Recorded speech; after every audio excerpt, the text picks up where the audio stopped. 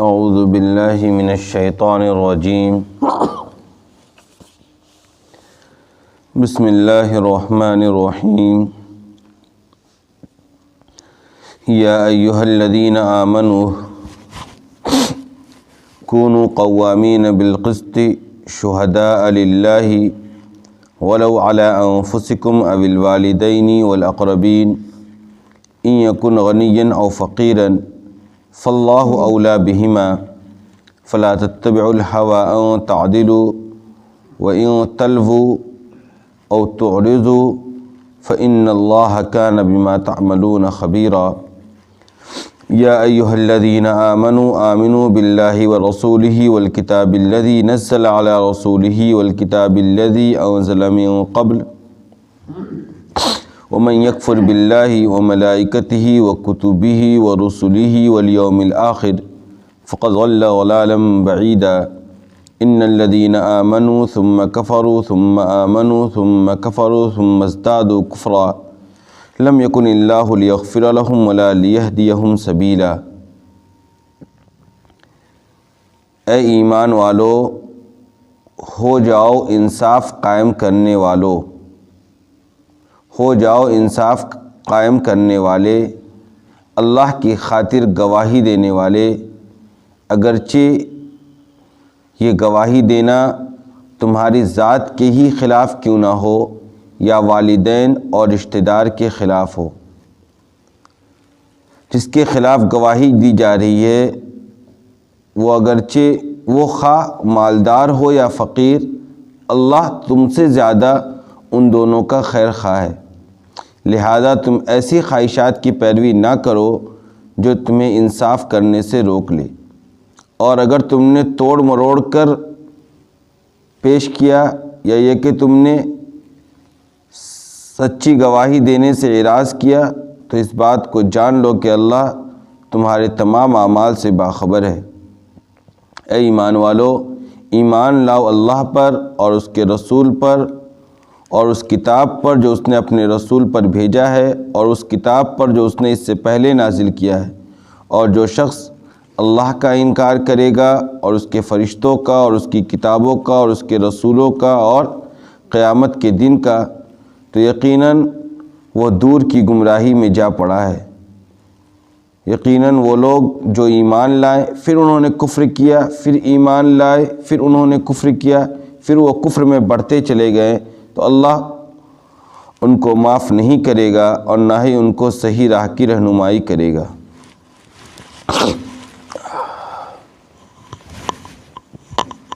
سب سے پہلی آیت جو آج آئی ہے اس کے اندر اسلام نے ایک انتہائی بنیادی حکم دیا ہے مسلمانوں کو کہ دیکھو تمہیں انصاف قائم کرنے والا بننا ہے۔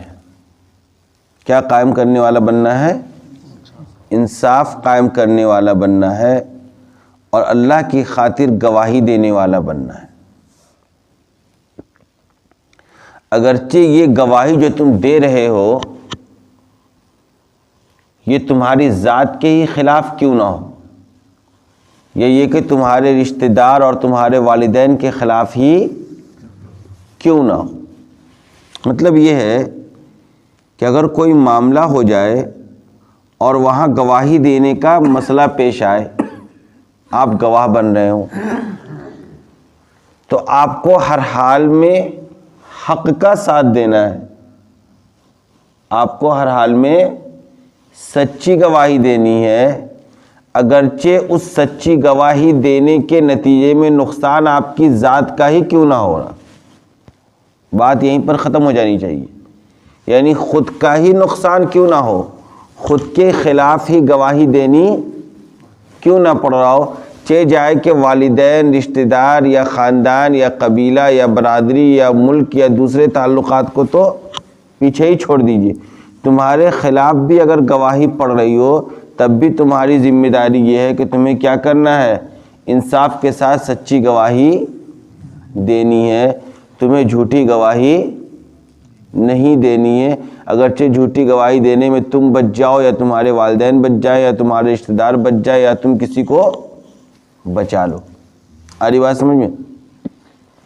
یہ وہ حکم ہے جس کے ذریعے سے دنیا کے اندر انصاف قائم ہو سکتا ہے. یہی وہ حکم ہے جس کے اوپر اسلام کا پورا عدالتی سسٹم قائم ہے. انصاف کا جو نظام ہے عدالت کے ذریعے، اس کی اب بیس اور بنیاد یہی آیت ہے. اور یہ آیت ہے، اسی طرح سورہ مائدہ میں بھی آیت آئے گی اور ایک جگہ اور ہے، یعنی 3 جگہ پر یہ حکم دیا گیا ہے مشترکہ طور پر. اور اس مسئلے کو مسلمانوں کو سمجھا دیا گیا ہے کہ دیکھو، تمہیں جو گواہی دینی ہے وہ ہر حال میں سچی گواہی دینی ہے، تمہیں جھوٹی گواہی نہیں دینی ہے. کیوں؟ کیونکہ دنیا کے اندر جو انصاف اور امن قائم ہو سکتا ہے، دنیا کے اندر جو امن کا نظام قائم ہو سکتا ہے، وہ صرف اور صرف عدل کی بنیاد پر ہی قائم ہو سکتا ہے. امن و امان کا قیام متعلق ہے، منحصر ہے عدل و انصاف پر. آپ عدل کرنے لگیے، ہر ایک کے ساتھ انصاف کا معاملہ کرنے لگیے، جس کا جو حق ہے اس کو اس کا حق ادا کرنا شروع کر دیجئے. دنیا میں امن و امان یوں ہی قائم ہو جائے گا.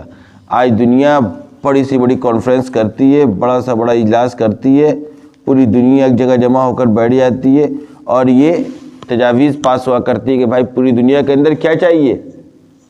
امن چاہیے، امن قائم کیا جائے. لیکن اس اصول پر پابندی نہیں کی جاتی ہے. امن سے زیادہ ضروری ہے کہ عدل قائم کیا جائے، عدل زیادہ ضروری ہے. وداؤٹ جسٹس پیس کا تصور بھی نہیں کیا جا سکتا ہے. انصاف کے ذریعے ہی پیس آئے گا. یہ فلسفہ دنیا کو سمجھانے کی ضرورت ہے.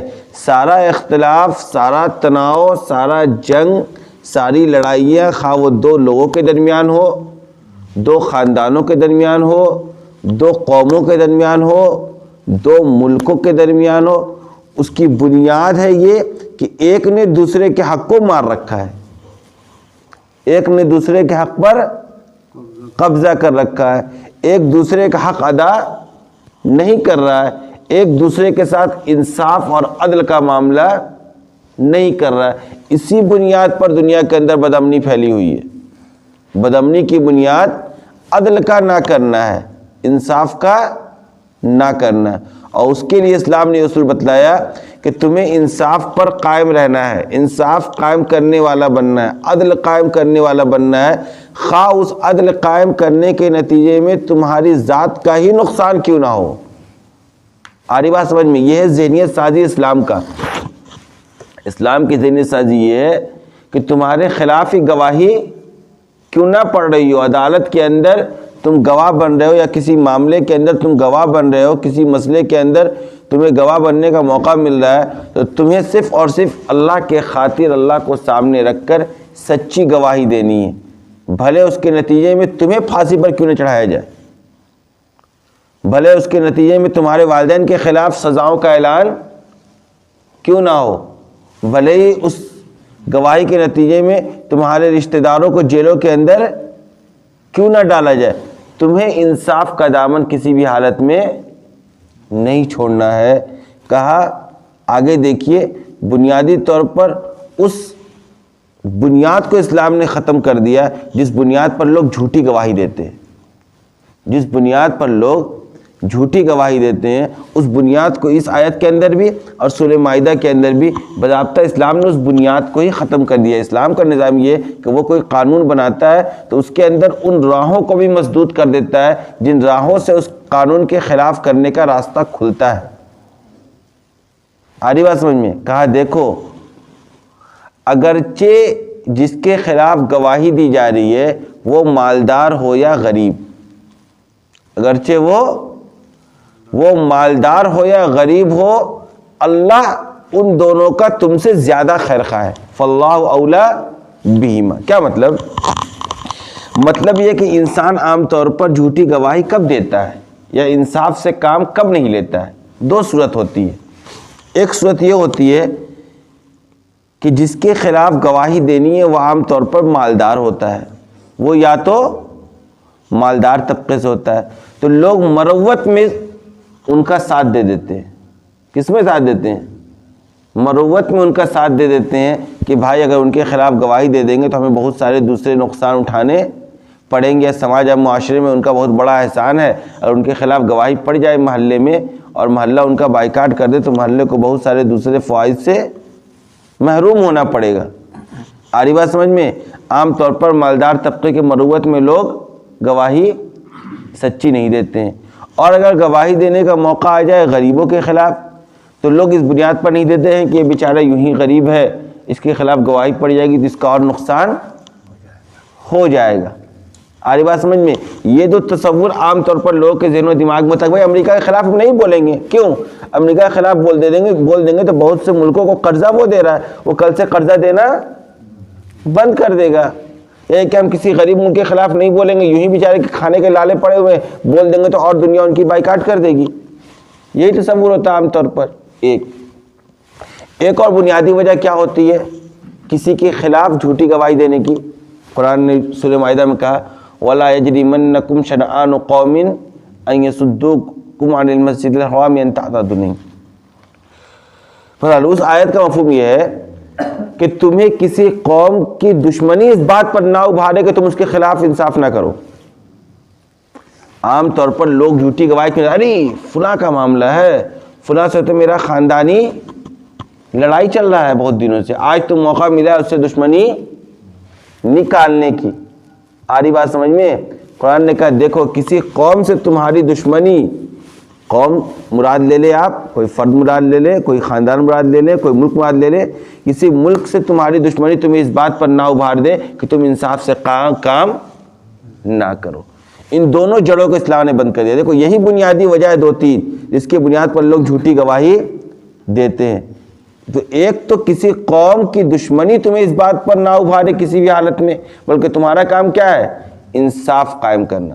تمہارا کام ہے سچی گواہی دینا، تمہارا کام ہے عدل قائم کرنا. اور رہا معاملہ سامنے والا مالدار ہے یا غریب، تو نہ آپ کو مروت کرنے کی ضرورت ہے اور نہ ہی آپ کو خیرخواہی کرنے کی ضرورت ہے. کیوں؟ کیونکہ جس نے یہ قانون بنایا ہے کہ سچ کی گواہی دو، انصاف پر قائم رہو، وہ تم سے زیادہ ان دونوں کا خیرخواہ ہے. قرآن نے کہا فاللہ اولیٰ بہما، ان دونوں کا اللہ تم سے زیادہ قریب ہے، تم سے زیادہ اللہ کیا ہے؟ ان کا خیرخواہ ہے. جب اللہ نے یہ قانون بنایا ہے کہ بھائی جب گواہی دینے کا موقع آ جائے تو جھوٹی گواہی تمہیں نہیں دینی ہے، تمہیں بظاہر یہ لگ رہا کہ تم خیرخواہی کر رہے ہو اس کے حق میں جھوٹی گواہی دے کر، حالانکہ تمہیں یہ پتہ نہیں کہ اس جھوٹی گواہی کے کیا نقصانات ہونے والے آگے چل کر. جب مظلوم کا ساتھ نہیں دیا جائے گا اور ظالم کے ساتھ خیرخواہی کی جائے گی تو اس کا جو نقصان آگے چل کر ہوگا اس کا تمہیں اندازہ بھی نہیں ہے. لہذا تمہیں یہاں خیرخواہی ورخواہی کرنے کی ضرورت نہیں ہے. جس معاملے میں ہم نے تمہاری خیرخواہی تو یہ تھی کہ تم اس ظالم کو پہلے ہی ظلم کرنے سے روکتے. تمہاری خیرخواہی یہ تھی کہ یہ جو حق مار رہا تھا دوسرے کا اس کو تم پہلے ہی روکتے کہ بھائی دوسرے کا حق نہ مارو، چاہے جائے کہ حق مار دیا ہے تو اس کے ساتھ اب تم خیرخواہی کر رہے ہو اور اس کے حق میں گواہی دے رہے ہو.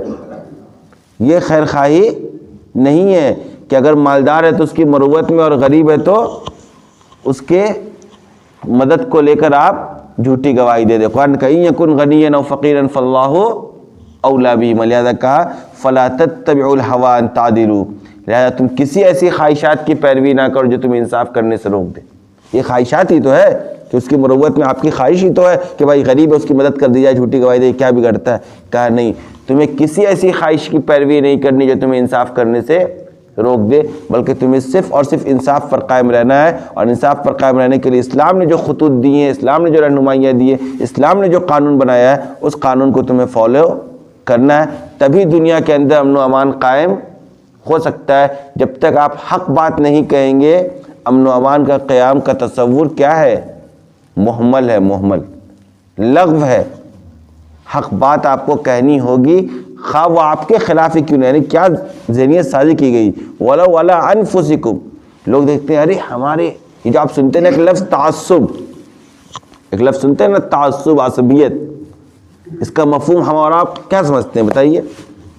تعصب اور عصبیت کیا ہے اسلام کے نظام میں، اس کو سمجھ لیجئے۔ عصبیت نام یہ ہے کہ جب معاملہ آپ سے متعلق ہو یا آپ کے خاندان والوں سے متعلق ہو، یا یہ کہ آپ کا رشتہ داروں سے متعلق ہو، یا یہ کہ آپ کی برادری اور آپ کے محلے والوں سے متعلق ہو، یا آپ کی زبان بولنے والوں سے متعلق ہو، تب آپ حق بات کہنے سے رک جائیں، اس کا نام تعصب ہے۔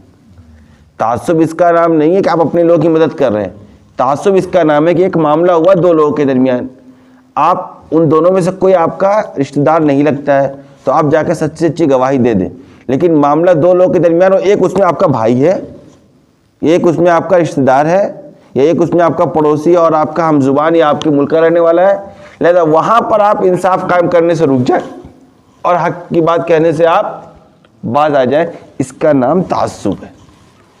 اس کو اسلام نے حرام قرار دیا ہے کہ آپ کو ہمیشہ سچ بولنا ہے، سچی بات کی گواہی دینی ہے، خواہ وہ آپ کے قبیلے کا، آپ کی برادری کا، آپ کے خاندان کا، آپ کا سگا بھائی ہو، آپ کا عینی بھائی ہو، اللاتی بھائی ہو، خیافی بھائی ہو، جیسا بھی رشتہ دار ہو، جب معاملہ کوئی پیش آ گیا ہے تو آپ کو سچ کا دامن کسی بھی حالت میں نہیں چھوڑنا ہے اور آپ کو خیر خواہی یہاں پر نہیں کرنی ہے۔ کہا دیکھو وَإِن تَلْوُوا أَوْ تُعْرِضُوا، اگر تم توڑ مروڑ کرو گے، کیا مطلب؟ جھوٹی گواہی دو گے، کیا کرو گے تم؟ جھوٹی گواہی دو گے، او تعرضوا، یا یہ کہ تم گواہی دینے سے ہی اعراض کرو گے۔ آدمی کیا کرتا ہے، یار چھوڑو مجھے اس مسئلے میں پڑھنے کی ضرورت کیا ہے، آپ کے سامنے پورا معاملہ ہوا ہے لیکن صرف اس بنیاد پر کہ اگر ہم گواہی دے دیں گے تو میرا نقصان ہوگا، سچ آپ کیا کریں، اعراض کریں، گواہ بننے کے لیے آپ تیار نہ ہو، یا یہ کہ آپ دو صورت ہے، یا یہ کہ آپ گواہی دے رہے ہیں جھوٹی گواہی دے رہے ہیں، وَإِن تَلْوُوا توڑ موڑ کر گواہی دے رہے ہیں، او تعرضوا، یا یہ کہ آپ سچی گواہی دینے سے ہی کیا کر رہے ہیں، اعراض کر رہے ہیں، فإن اللہ کان بما تعملون خبیرا، جان لو اللہ تمہارے تمام اعمال سے کیا ہے، باخبر ہے، کل قیامت کے دن وہ سب کا بدلہ تمہیں دے گا کہ تم نے جھوٹی گواہی دی تھی، یہ کہ سچ بات کہنے سے تم اپنے دامن کو بچا رہے تھے، تم یہ سمجھ رہے تھے اس کے ذریعے سے امن قائم ہوگا اور فساد ختم ہوگا، یہی فساد کا جڑ ہے۔ کسی غلط کو غلط نہ کہنا سب سے بڑا کیا ہے، فساد ہے۔ دنیا کے اندر جتنا فساد ہے، محلے اور سماج یا معاشرے کے اندر جتنی برائیاں ہیں، اس کی بنیادی وجہ یہی ہے کہ کسی نے اپنے اندر یہ ہمت نہیں رکھ رکھا ہے کہ وہ غلط کو غلط کہہ سکے، بلکہ غلط کہنے والے کا لوگ اور زیادہ آج کل کیا کر رہے ہیں، ساتھ دے رہے ہیں۔ جان لو اللہ نے کہا فإن اللہ کان بما تعملون خبیرا، یہاں بھی وہی انداز ہے، یہ نہیں بتلایا کیا سزا دیں گے، کہا دیکھو تمہارے اعمال میری نظروں کے سامنے، میں تمام اعمال سے کیا ہوں، باخبر ہوں، جب میں باخبر ہوں تو میں تمہارا کیا حشر بناؤں گا تمہیں اندازہ بھی نہیں ہے۔ لہذا دوسری آیتوں میں کہا یا ایھا الذین آمنوا آمنوا باللہ، مسلمانوں کو ایک دم صاف صاف کہا دیکھو ایمان والو ایمان لاؤ کس پر، اللہ پر اور اس کے رسولوں پر اور اس کتاب پر جو اس نے نازل، یعنی ایمان کا یہ سارا تقاضا ہے، یہ نہیں کہ صرف تم اللہ پر ایمان رکھو رسول کا انکار کر دو تو مومن ہو جاؤ گے، یا کہ اللہ اس کے رسول پر تو ایمان ہے لیکن اس کی بھیجی ہوئی کتاب قرآن پر تمہارا ایمان نہیں ہے، والکتاب الذی انزل من قبل، اور اس کتاب پہ بھی تمہیں ایمان لانا ہے جو اس نبی سے پہلے ہم نے نازل کیا ہے، یعنی توریت، زبور، انجیل، اس کے علاوہ جتنے صحیفے بھی نازل ہوئے سب پر تمہارا کیا ہونا چاہیے، ایمان ہونا چاہیے۔ یہودی اور عیسائیوں کی طرح ایمان قابل قبول نہیں ہے کہ ہم توریت پر تو ایمان رکھتے ہیں لیکن انجیل اور قرآن پر نہیں رکھتے ہیں، کہ ہم انجیل پر تو ایمان رکھتے ہیں لیکن توریت اور قرآن پر نہیں رکھتے، ایسا ایمان نہیں چلے گا۔ جان لو ومن یکفر باللہ، جو اللہ کا انکار کرے گا، اللہ کے ساتھ کفر کا معاملہ کرے گا، وملائکتہ، اور اس کے فرشتوں کے ساتھ، وکتبہ، اور اس کے کتابوں کے ساتھ، ورسلہ، اور اس کے رسولوں کا انکار کرے گا، والیوم الآخر، عقیدہ آخرت بھی ایمان کے لیے ضروری ہے کہ کل موت آئے گی، پھر دوبارہ زندہ کیا جائے گا، حساب کتاب ہوگا، قیامت قائم کی جائے گی، نیکوں کو جنت دیا جائے گا، برا کرنے والوں کو جہنم کے حوالے کیا جائے گا۔ ان تمام چیزوں پر ایمان رکھنا بھی کیا ہے، ایمان کا بنیادی جز اور بنیادی حصہ ہے، اس کے بغیر ایمان کامل نہیں ہو سکتا۔ کوئی اللہ اس کے رسول پر، اس کی کتاب پر ایمان رکھتا ہے لیکن موت کے بعد کے احوال پر، بعد الموت پر اس کا ایمان نہیں ہے تو وہ ایمان کے فہرست سے نکل جائے گا۔